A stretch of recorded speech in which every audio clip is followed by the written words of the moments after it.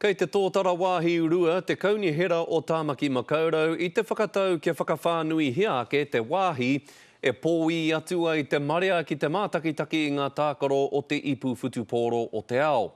Kei ara pāra tāwhai te pūrongo. Ka marua te wāhi nei e nā kai tautoko whutupōro i enei rani whakatā. I te mea koinei te wāhi hou, hei mātakitaki mo te huna kai whaiwhai.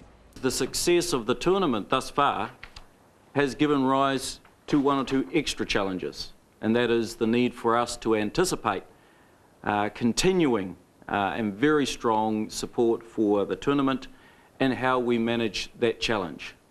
I te huia te kaunihera i te pōra i whakaaetia kia whakapau anō i te kotahi miliona tāra neke atu kia whakawhānui ake i nā wāhi haere ai nā kai whaiwhai ki te mātaki i nā whiringa toa mo te ipu whutupōro o te ao. Ko te hia kia kaua e kiki, pēra i te whakatu wheratana.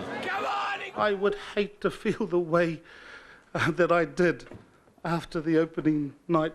I don't want to feel that way again.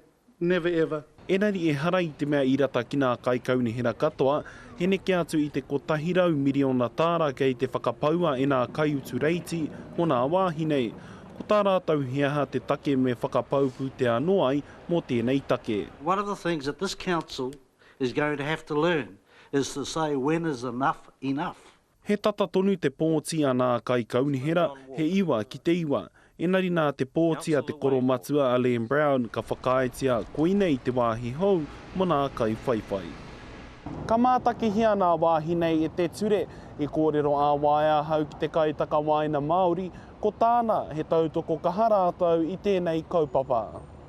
We have to be prepared in the event that we need to expand that fan zone. Kei te whakawhānui anō hoki te wāhi mo nā kai whaiwhai ki Mānere, kia uru anō ai te kaumano tānata ki reira. Rā pāra tāwhai te karere.